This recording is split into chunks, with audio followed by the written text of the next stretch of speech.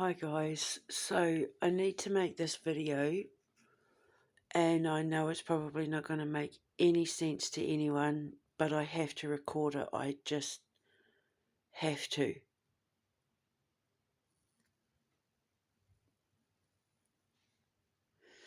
So I've just had a spiritual rebirth, so to speak. As you know, I had my Ascension and it absolutely changed my life, but just recently I remembered who I was. I got to that point in my ascension where I crossed the finish line, and it's like all the cards that were then laid out at the table in front of me became so obvious. It was like once I had cleared out all the junk that I had hoarded, I discovered these keys on the table that when I used them unlocked a magic box, and when I peeked inside I saw the Fairy Godmother inside that I had forgotten I'd locked away, because I had been so bogged down over the course of my journey from when I met my teacher, Pauline. You know, once I had to step out as a path walker to find who I was and, you know, seek my own path to spiritual enlightenment. Once she stopped sort of being my teacher and that, and I had to find my own path,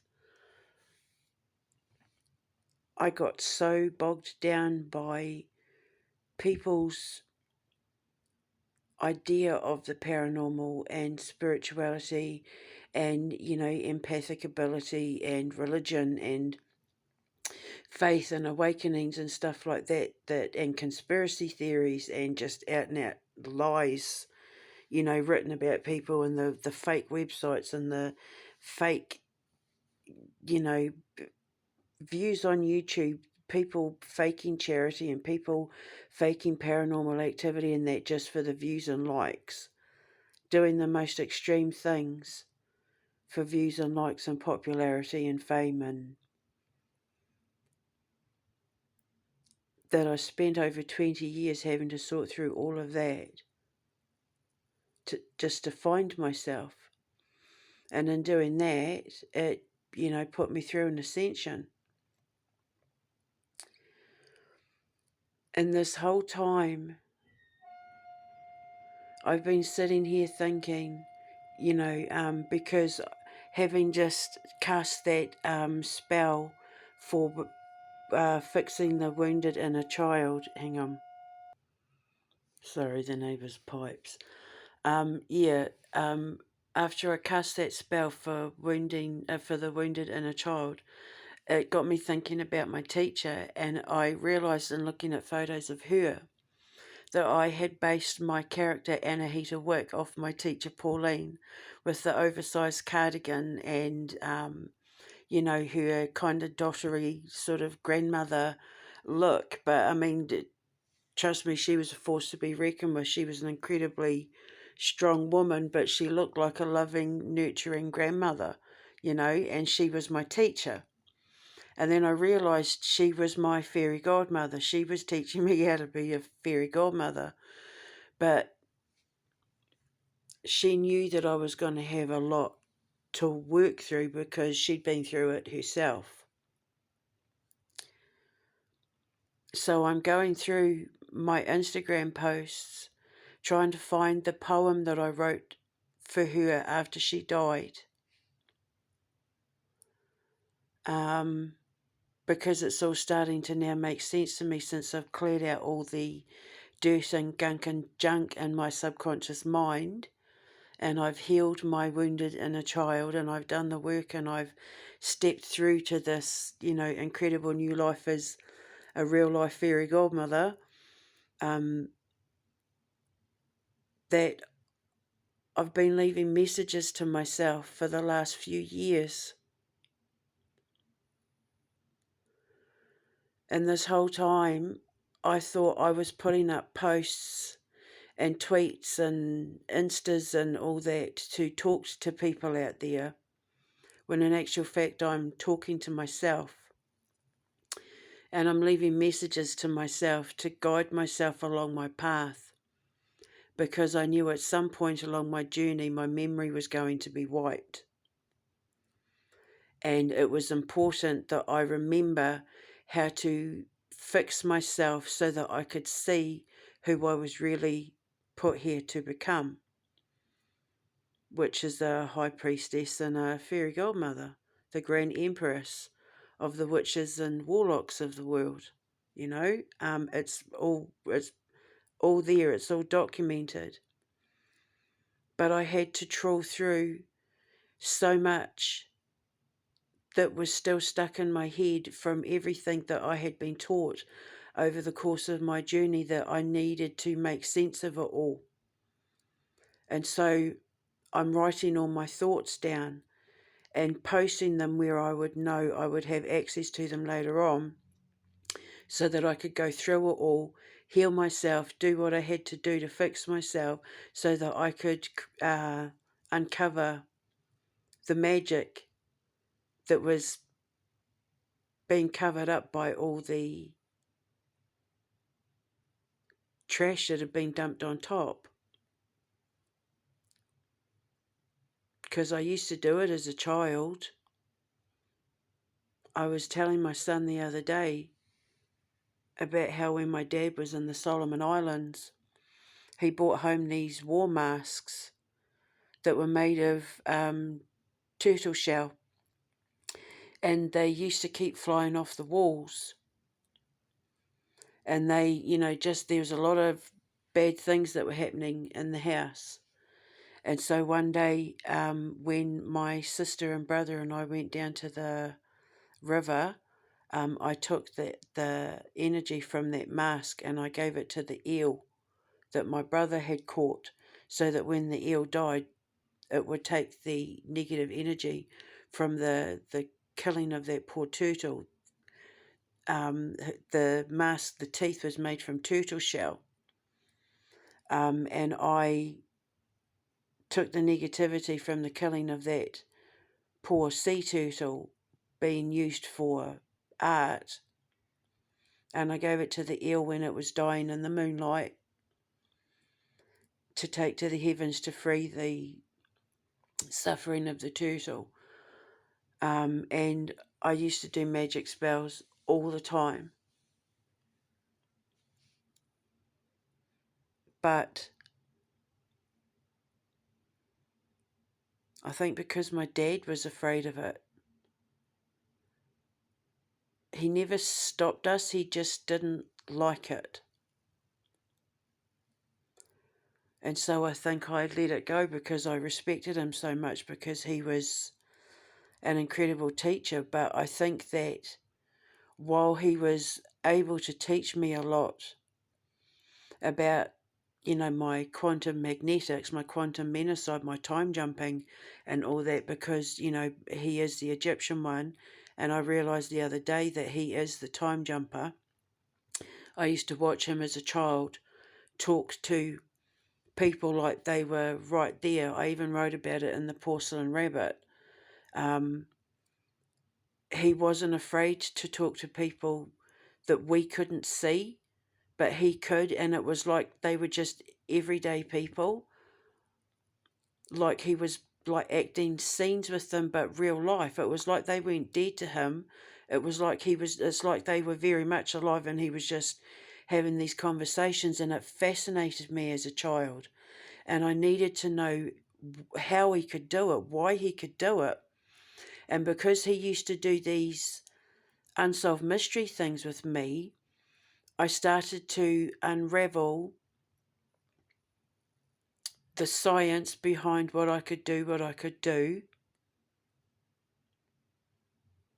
and that became quantum magnetics. That was the quantum menace. That's kind of the story. It's sort of like the parallel worlds. my life in the Schumann resonance, my life in the creation frequency, my life where my dad bought my gift out, my life where my best friend, ex-best friend, bought my gift out. Like the Quantum Menace is the story of my life in the parallel worlds. But it brought out quantum magnetics, which helped me understand time jumping, and then work out the Ascension sciences after I had my Ascension. But somewhere along the line, when I figured out my dad was a time jumper, I also figured out that I was starting to leave messages to myself where it looks like I'm talking to other people, but I'm talking to myself. And some of them, I'm talking to my friends. Like, it's obvious when I'm talking to my friends, but with some it looks like I'm having a conversation with someone, I'm actually talking to myself, because I had obviously figured out at some point my memory was going to be wiped.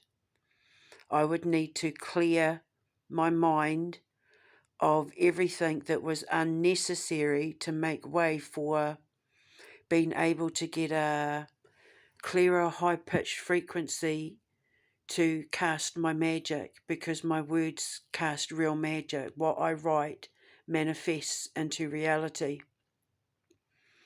I hold the power of magic in the palm of my hand through the words that I write when I speak. And I've been giving myself guidance and therapy. I've been working through my own therapy on Instagram and on my old blog and that, giving myself therapy, because in my future I've figured it out. So I needed to come and heal my past self. And so I'm giving myself, if you actually read all my stuff, I'm giving myself creative empathic therapy in the future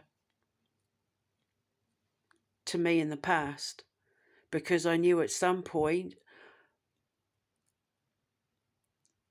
my teacher would trigger the memory in me to go back and look at all my stuff so I could remember who I was. So if you look at my Instagram and everything I've posted on my Instagram and my YouTube, you'll actually see this is me demagnetizing myself from the toxicity that I had absorbed over the course of my lifetime, and I'm working through it. I'm explaining what had happened to me and what I was going through, and how to deal with it to myself, because I knew my memory was going to get wiped and I was scared I was going to forget it all. So I'm taking it all down as from about 2016 from the looks of it, or 2002 if you go by my dream journal. So it's from pretty much when I started my blog, which was 2013, just after the quantum magnetics thing triggered when I was interpreting those dreams.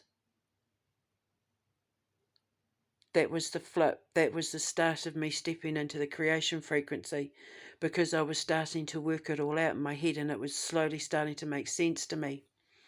But I had to work through so much and walk through so much fire over the course of my lifetime in order to burn away the forest to see the clearing for the trees, if you know what I mean, to see the meadow. And then I had that last hill to climb that I've just climbed, and I've gotten to the top and I've looked up and I've remembered I can cast magic.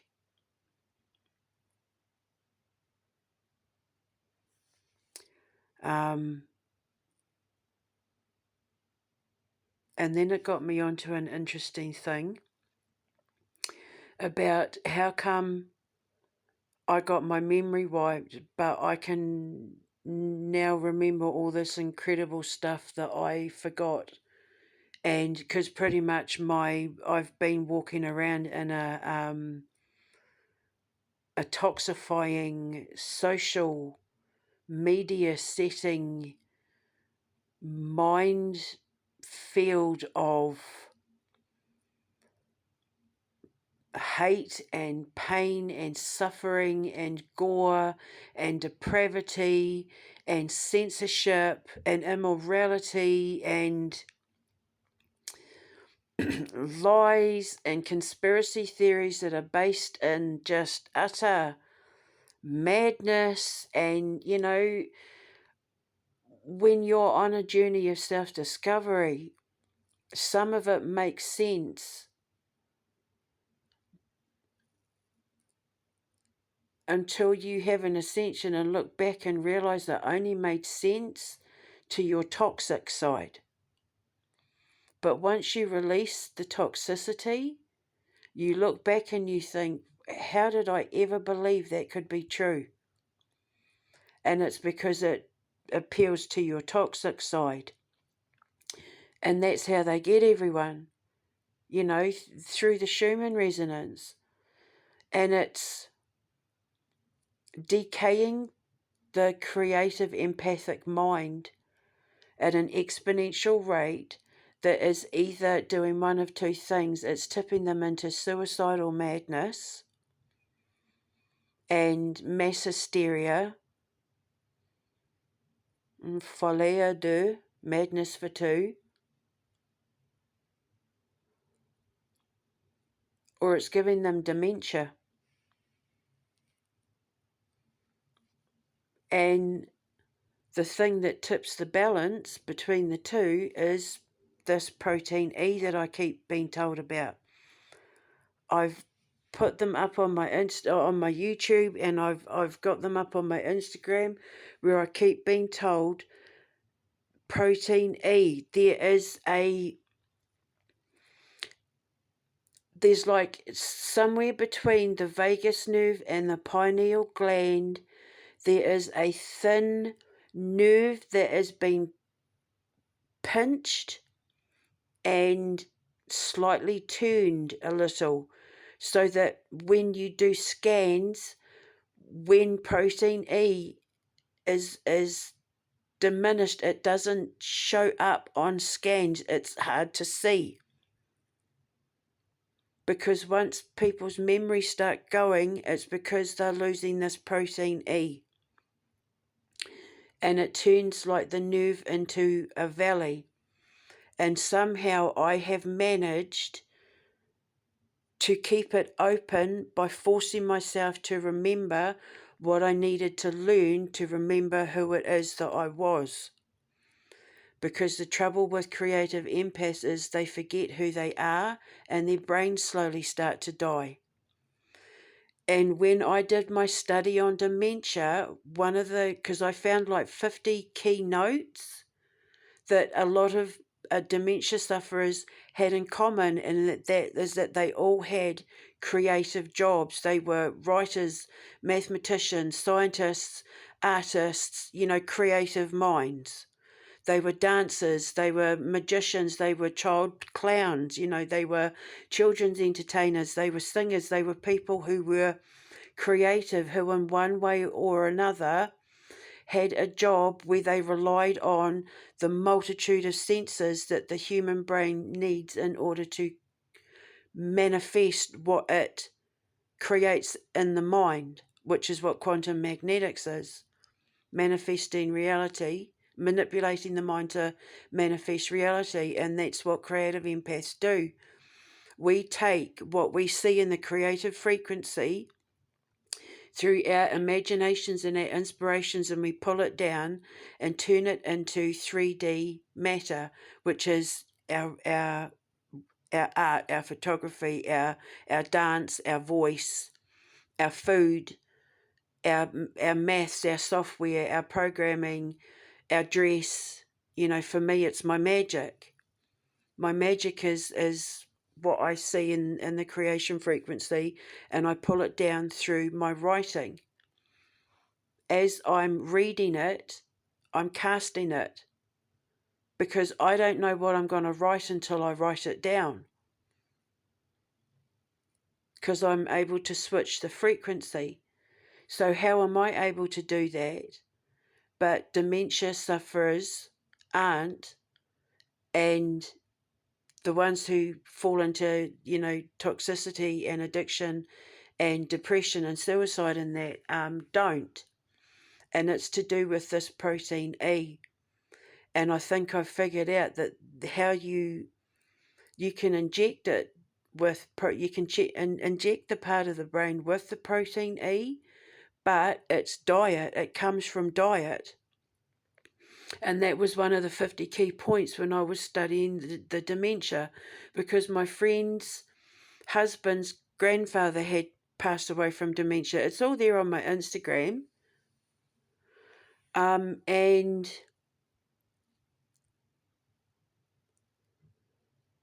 it's to do with things like I noticed things like, they ate a lot of tin food, they ate a lot of food on the road, they ate, there wasn't a lot of home cooking. And if there was, it was a lot of tin food, it was a lot of frozen food, it wasn't a lot of fresh food. And all these sort of things kill the brain cells. They degenerate the brain cells because they're not fresh, they don't have the MSM in them that, help with the joints and keep the heart muscle going strong. If they smoke and drink, and if they had high stressful lives and marriages and stuff like that, it all worked against them and started tearing down the cell structure of the proteins in this protein E. And it's all to do with diet. And I think it's because of my diet. I think the food, because the food that I make, I structure the ingredients to a minute detail to make sure that every ingredient in it, when it is combined on a molecular structure through the flavors and tastes and smells and senses, it has an alchemical effect that heals the body. So I call it supernatural food, because my food casts magic on the body. And through doing that, I've lost over 200 pounds. I cured myself of fibromyalgia. I no longer need to take any form of medication. I just smoke weed. I started doing theoretical physics, quantum mechanics, all these things I didn't sort of know that I could do, or rather that I would have an interest in.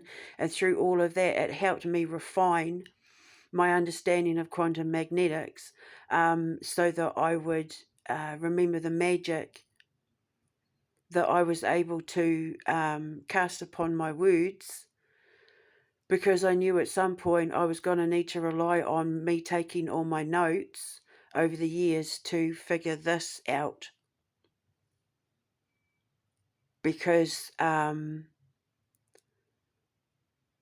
starting to realize that there might be the key between helping people not have dementia and helping people not want to live such toxic lives that it drags them into addictions and depression and mental illness and suicide and early death, because all creative empaths die pretty much before the age of 65, is strengthening that gap between what happens before they snap and what happens after they snap.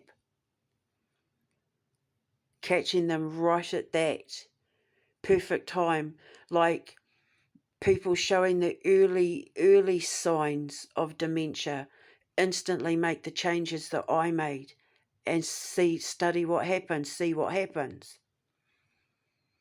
Because I was just on the balance when my little boy came in and said to me, when I grow up I want to be a surgeon so that I can fix your tummy so that you can come out and play in the park with me and my little brother.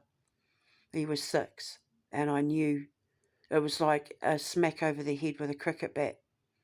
I knew that if I didn't sort my shit out, that was never going to happen. I was never going to play with my children, and I was never going to see him be a surgeon. And it was through that I instantly went off sugar, all forms of sugar. instantly went off it. Like that day I went off it and I knew I was never going back. Within 48 hours I felt so fantastic. Within 2 weeks I was off all my medication. Within a couple of months the fibromyalgia was gone. I was losing weight so fast without even trying that I had to start exercising because the weight was coming off so fast. I was looking like a saggy baggy elephant. And then I started exercising and that triggered the vagus nerve, and that was it. I was off.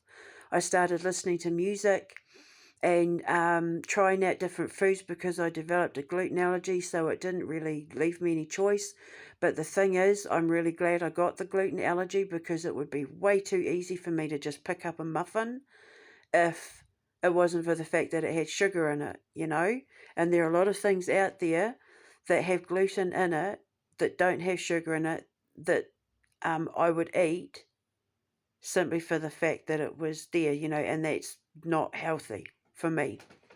So I'm glad I'm glad I've got the gluten allergy because it made sure that when I get the munchies and that I stay kosher with, you know, what I pick out on. Otherwise it would be too easy for me to put weight on by just picking out on unnecessary carbs and things like that. So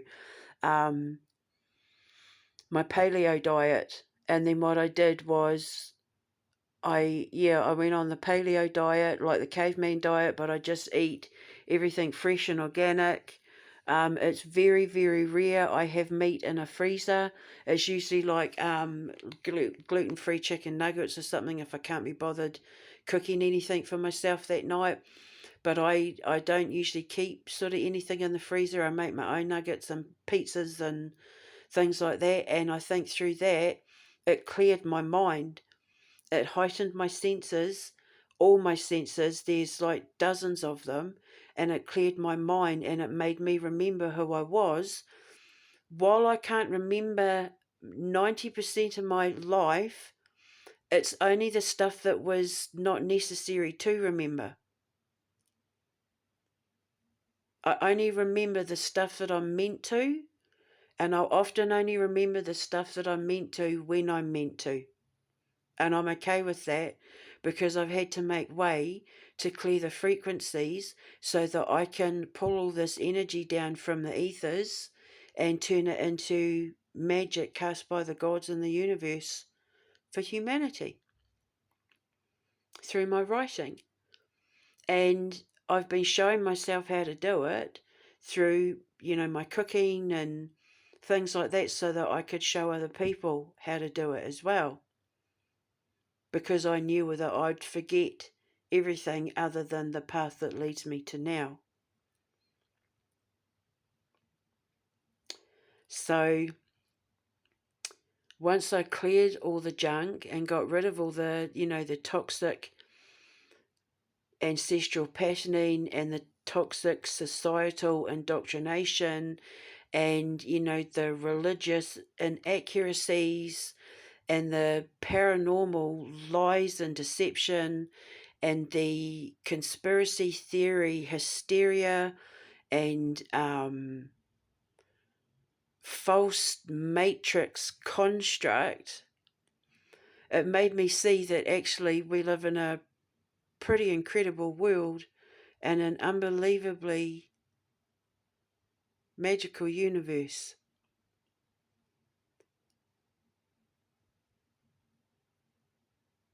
And that's what I'm here to show the world to see. The magic and the beauty of what comes